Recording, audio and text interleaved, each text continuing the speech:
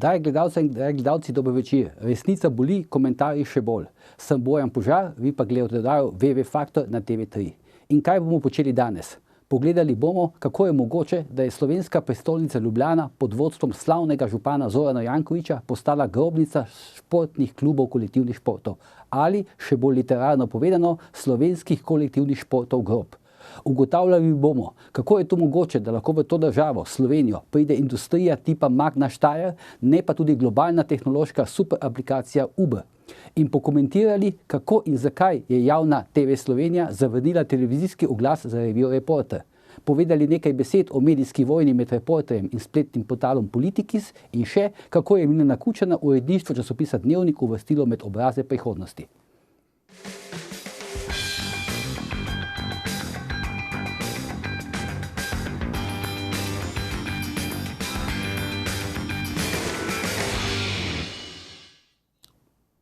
Dobrodošli nazaj v oddajo WW Faktor na TV3. Sem Bojan Požar, danes pa sta tukaj z mano, oba v Ljubljani, Ivan Simič in Aljuš Pretinač. Pozdravljena, Aljuš in Ivan. Zdravo, dobro večer. Zdaj vidim, da Ivan, ti imaš danes temno modro kravato. Ne, rdečo.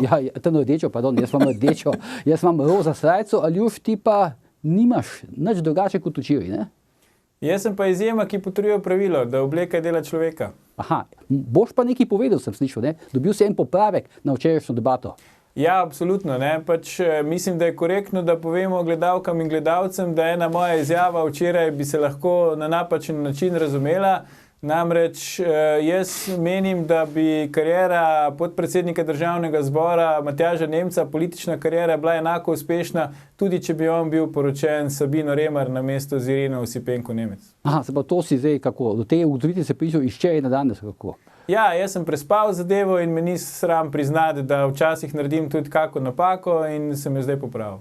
Dobro, zdaj, ko smo že pri korektnosti, mi, kot veste, smo politično nekorektna oddaja in ko smo politično nekorektni, bom jaz zdaj povedal, da jutri naš komentator Ivan Simič tekmuje oziroma kandidira za funkcijo predsednika medobčinske zveze, nogometne medobčinske zveze Ljubljana. Bravo, Ivan. Ivan, ja, čestitam, držim pesti, jutri zate, ampak povej, zdaj, izkoristi to priložnost, nagovori malo svoje bodoče delegate, recimo. Jaz bi tako povedal, jaz tudi ampak ne smeš pa predolgo, Ivan, ne? Ne, tudi do sedaj nisem nobenega nagovarjal, izhajam iz tega, da me, bom rekel, vsi nogometni delavci v medobčinski nogometni zveze Ljubljana poznajo, saj sem to zvezo vodil 5 let, trenutno sem tudi kot podpredsednik nogometnega kluba Ilirija, in ne bi želim, da me pač izvolijo na podlagi tega, da vejo, kako delam, ne želim delati nobene reklame.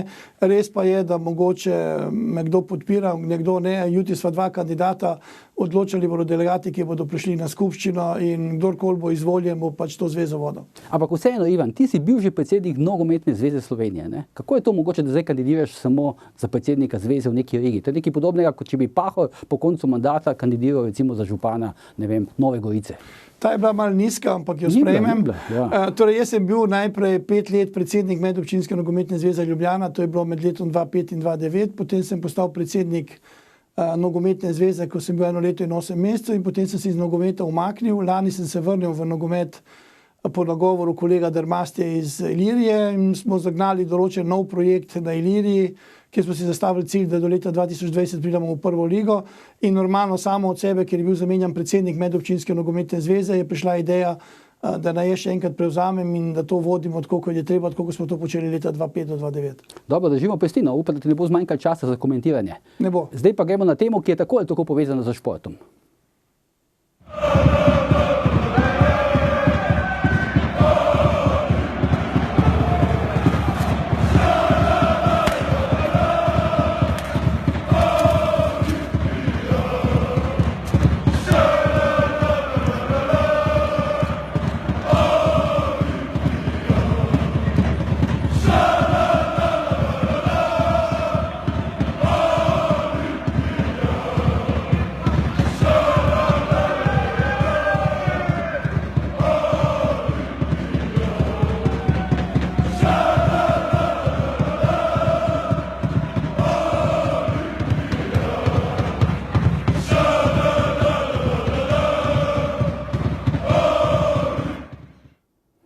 No, to so bili Green Dragonsi v Stožicah, ampak ni pa vse tako zeleno, kot je videti. Ne. Zoran Janković velja za velikega ljubitelja športa. Nekaj časa je vodil ljubljanski ženski rokomet, potem je bil predsednik Rokometne zveze Slovenije, bil je nekaj časa zraven pri košarkarskem klubu Olimpija, praviloma se vedno meša v nogometni klub Olimpija in nenazadnje neuspešno se je potegoval za predsednika Olimpijskega komiteja Slovenije.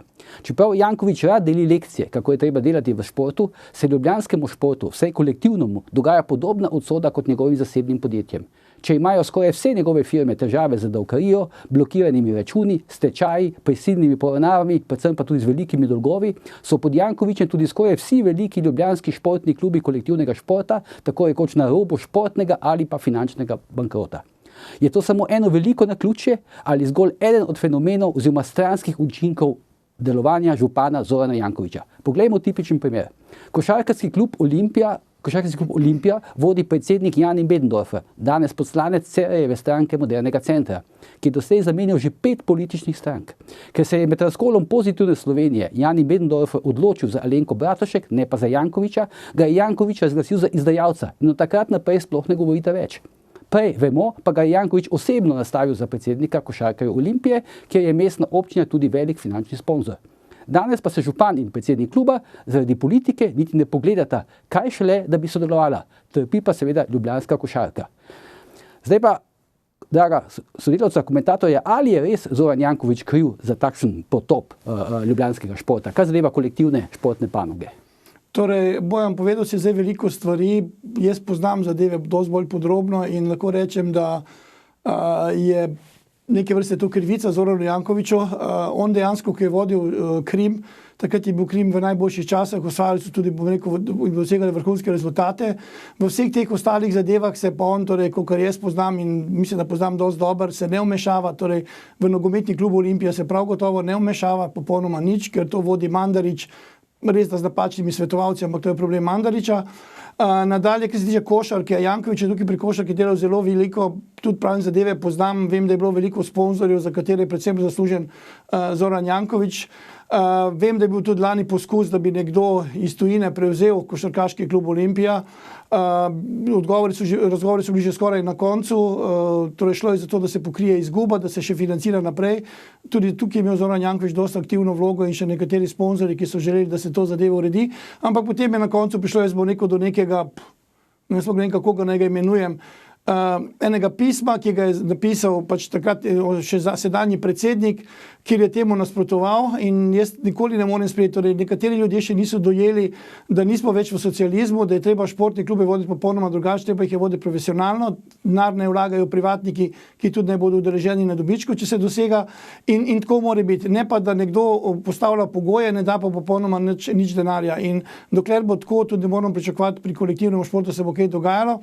Normalno, vsi ti klubi so zadolženi, tako kot vemo, hokejski klub, tudi košarkaški klub. Ena od rešitev je tudi, ne vem, stečaj, če se odločijo in potem štartajo v najnižji ligi, tako kot je že enkrat naredil nogometni klub Olimpija, ko je šel iz 5. lige. Ampak sam trenutek, gremo malo počasi pa po vrsti. Se pravi, če jaz prav razumem, za to, kar se dogaja z košarkarskim klubom Union Olimpija, ni kriv Zoran Janković, ampak je kriv Jani Möderndorfer, ki je pač trenutno predsednik. Torej, zmer je kriv predsednik Zoran Janković, jaz to poznam pa, da lahko rečem, dokaj se na vse pretege trudi, da bi zagotovil čim več finančnih sredstev, pogovarja se s sponzorji, pogovarja se z mnogimi, želi, da bi se naredilo neki uspešna serija, ampak če imaš ti na vrhu enega predsednika, ki je samo predsednik, ne pa, da bi kaj naredil, jaz bi bil zelo vesel, če bi predsednik rekel, da je zrihtal milijon evrov nekega sredstva, da se pokrijejo minusa nazaj, ampak tega ni. Igralci se trudijo, imeli so tudi fantastično serijo zmag, v začetku res poraze in enostavno mi se moramo odločiti in reči, prosim vas, pridite, prevzamite klub, ste lastniki, določen delež ima lahko tudi klub ali pa mestna občina, vse ostalo pa vlagate in koliko boste vlagali, če boste kaj dosegli, boste tudi tako delili.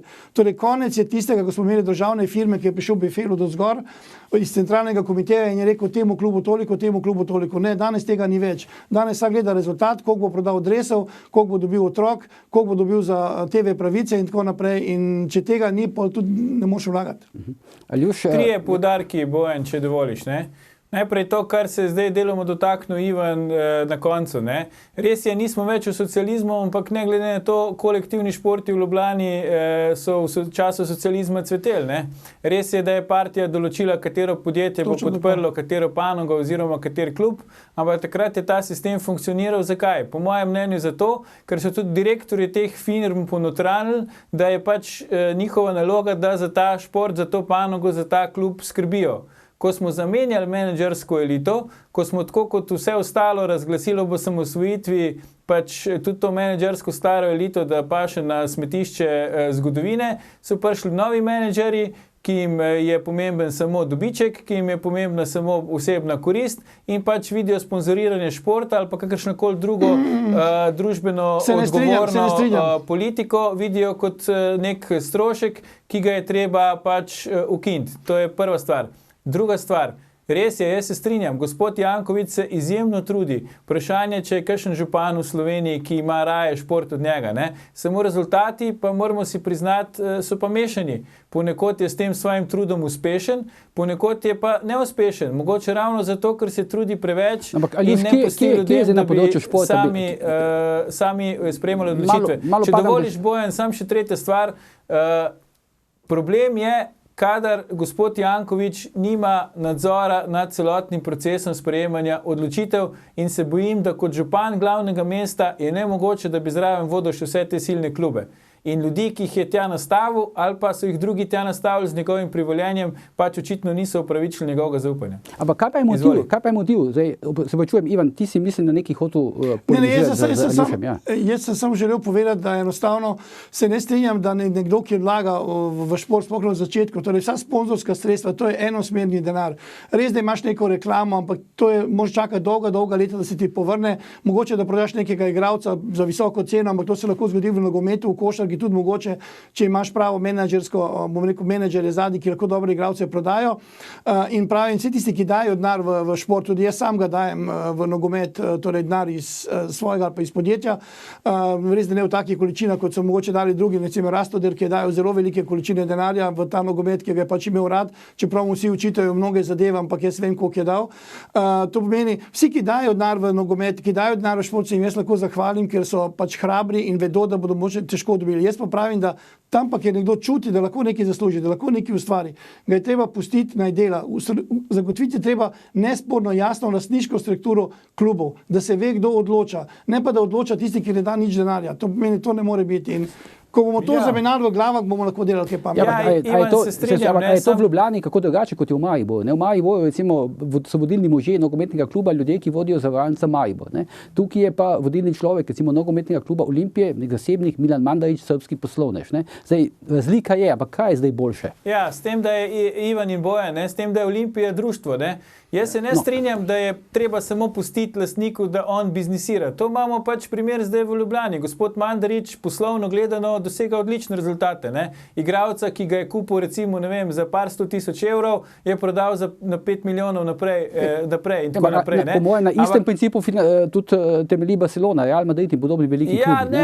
Ne čist na istem, treba je vendarle neke razlike. Kakšne velike minuse ali už ne grejo? Ja, v minuse grejo zelo velike minuse, ampak nisem hotel tega reči. Jaz sem hotel reči, da je razlika v tem, ali klub živi z lokalnim okoljem ali ne. Če bi recimo gospod Mandarić povlekel pametno potezo, pa bi najnega kolega Ivana postavil za direktorja kluba, ja, pa ga ni, bi bila poslovno gledano Olimpija isto uspešna, kot je zdaj, jaz sem prepričan, ampak ne bi doživljali situacije, kjer v bistvu domačih igralcev praktično ni več, kjer deluje klub kot neka železniška postaja, igralci prihajajo, odhajajo, trenerji prihajajo, odhajajo, celo direktor kluba prihaja pa odhaja. To je res neka železniška postaja in saj letos vidimo v tej sezoni rezultati trpijo. Jaz želim Olimpiji veliko sreče in mislim, da bo osvojila 3. mesto v prvenstvu, za kaj več se bo mogla pa zelo potruditi. No, zaenkrat je 9 točk za Maribor, ampak me opozarjajo, da moramo iti na oglase, pa se potem kasneje vrnemo v debato.